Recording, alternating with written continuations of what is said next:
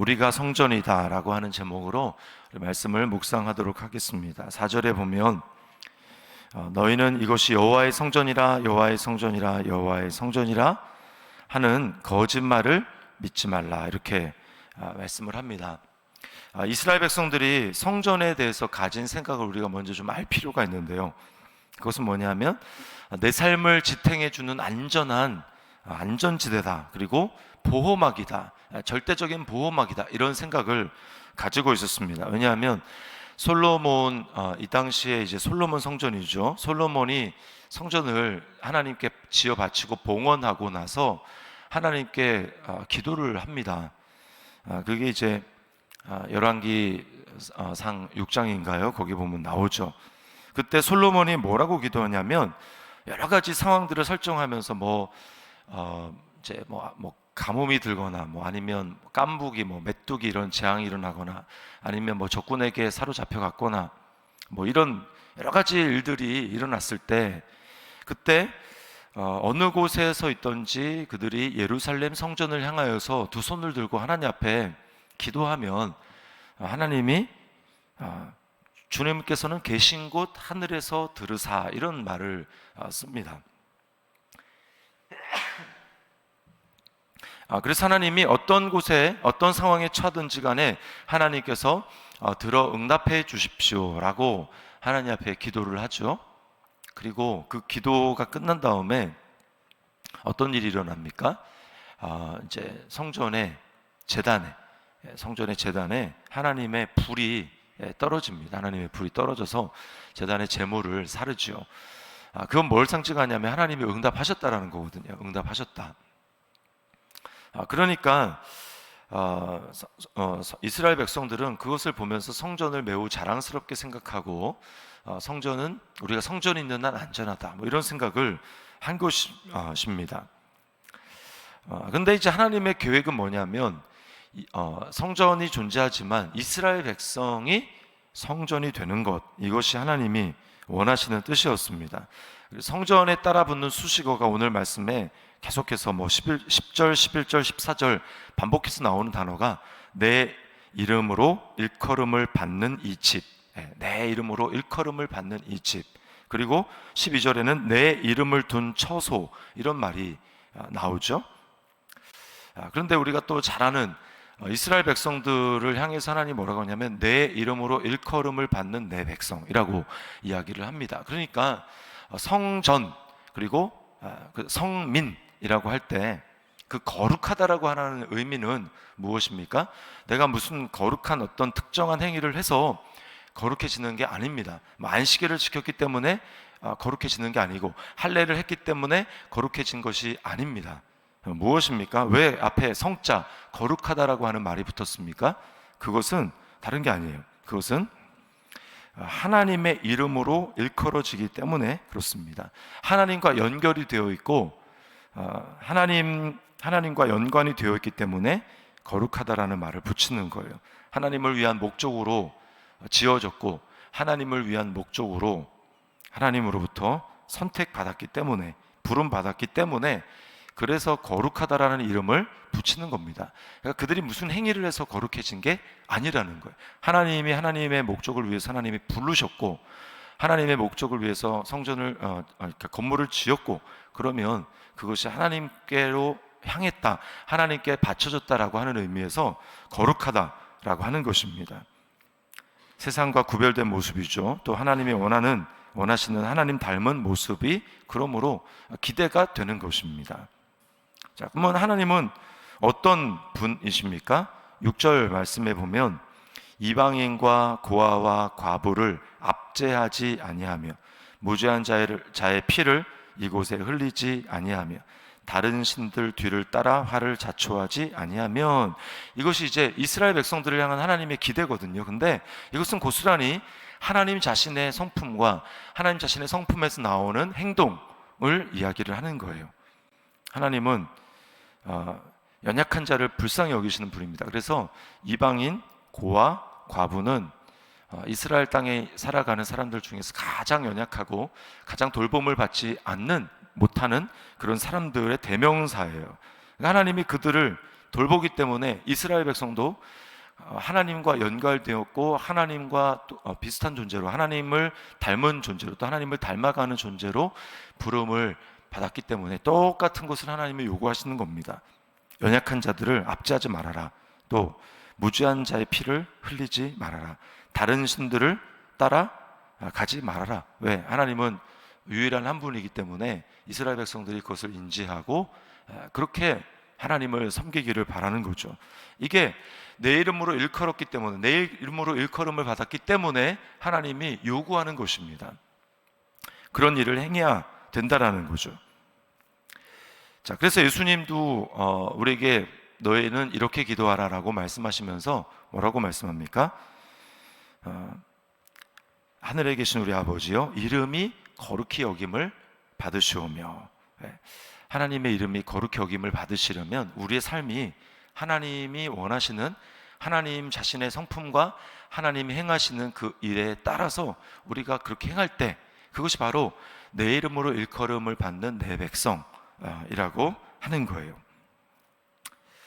자, 그러나 이스라엘 백성들은 어떻게 합니까? 9절 말씀에 너희가 도둑질하며 살인하며 간음하며 거짓 맹세하며 바알에게 분향하며 너희가 알지 못하는 다른 신들을 따르면서 무작정 성전에 있다고 하는 이유만으로 우리는 안전하다 이렇게 이야기를 하니 전혀 하나님의 뜻과 상관이 없는 것입니다. 자, 우리 자신에게 질문하고 적용해 보겠습니다. 주의 이름으로 일컬음을 받은 성전이기에 하나님 닮은 거룩한 모습이 거룩한 모습으로 빚어져야 되는 것을 알고 있습니까? 우리가 어떻게 성전이 되었습니까? 성전은 하나님이 계신다고 하기 때문에 성전이 되는 것입니다. 성전이라고 하는 그 뜻은요, 거기에 하나님이 계신다라고 하는 것입니다. 하나님의 임재가 없으면 성전이 아니에요. 그러므로 성전이 되려면 하나님은 죄를 참아보지 못하시는 거룩한 분이시기 때문에 거기서 이제 막 죄가 계속해서 일어난다, 그럼 거기에 하나님이 계실 수가 없는 것입니다. 하나님은 죄가 있으면 죄를 소멸하시는 거룩한 분이시죠. 죄를 참아보지 못하시는 분입니다. 그래서 구약에 보면 이스라엘 백성들이 성전을 지어놓고 들어갈 수 없는 곳 중에 하나가 바로 지성소입니다. 지성소. 왜냐하면 거기는 하나님이 계시기 때문에 들어갈 수가 없는 거예요. 아무나 들어갈 수가 없습니다. 그러나 죄가 없으신 하나님의 아들이 우리에게로 오십니다. 그 아들은 몸이 그냥 성전이에요. 그래서 몸으로 하나님의 임재가 충만하게 임하고 그 몸에 하나님이 계신다라는 의미로 성령으로 충만하게 한량없이 성령을 부어주셔서 그 몸이 바로 성전임을 성경은 보여주고 있습니다. 거기 하나님이 계시는 거예요. 그래서 예수님이야말로 신구약 전체를 통틀어서 가장 완벽한, 가장 하나님의 임재로 충만한 하나님의 성전입니다.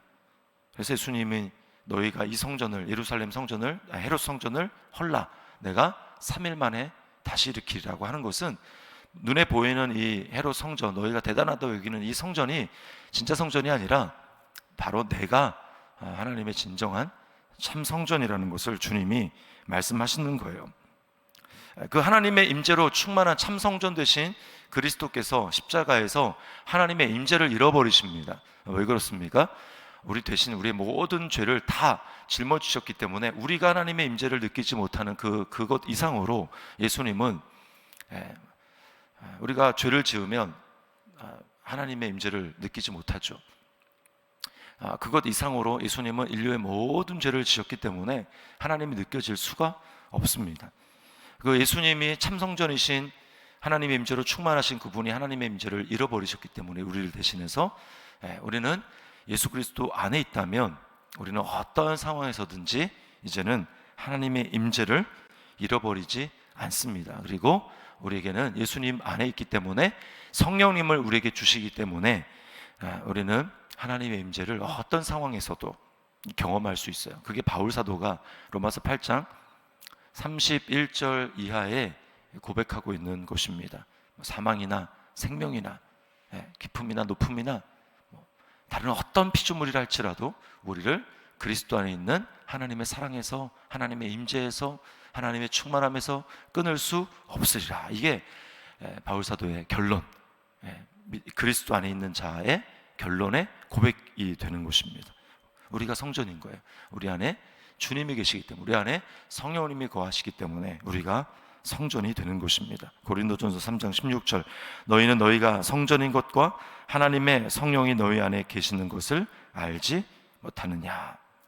그러므로 여러분, 우리가 성전이기 때문에 어떻게 살아야 합니까? 성전에서는 끊임없이 구약에 보면 제사가 드려집니다. 분향이 드려집니다. 분향은 기도죠.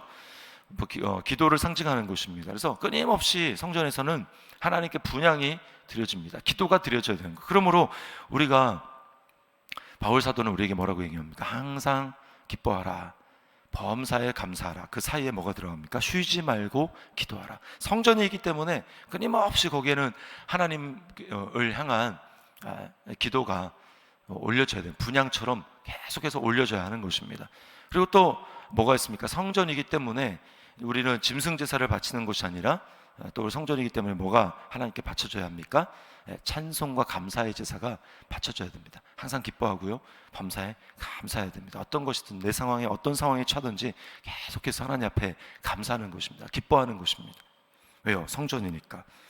성전은 끊임없이 하나님을 향한 찬양이 쉬지 않는 곳이 성전입니다. 그리고 성전이기 때문에 어떻게 됩니까? 거기는 화목제사가 계속해서 이어지죠. 그 화목제사는 하나님과의 화목일 뿐만 아니라 그 하나님께 드린 제사를, 그 남은 그 고기를 이제 서로 나누어 먹는 것입니다. 그것은 공동체를 향한 사랑과 섬김의 제사가 계속해서 이어질 것을 우리에게 보여주는 것이죠. 이게 바로 성전된 우리가 하나님 앞에 살아가야 될 삶이라는 것입니다. 자, 적용입니다. 성전인 나에게 쉬지 않고 기도의 향이 하나님께 올려지고 있습니까? 감사와 찬송의 제사가 끊임없이 드려지고 있습니까? 사랑과 섬김의 향, 또 중보 기도의 제사가 하나님께 끊임없이 올라가고 드려지고 있습니까? 이 말씀을 기억하면서 우리가 성전이다라고 하는 것 기억하며 오늘 하루도 성전된 내 삶으로 하나님 앞에 영광 올려드리는 은혜의 하루, 복된 하루가 될 수 있기를 주님의 이름으로 축원합니다.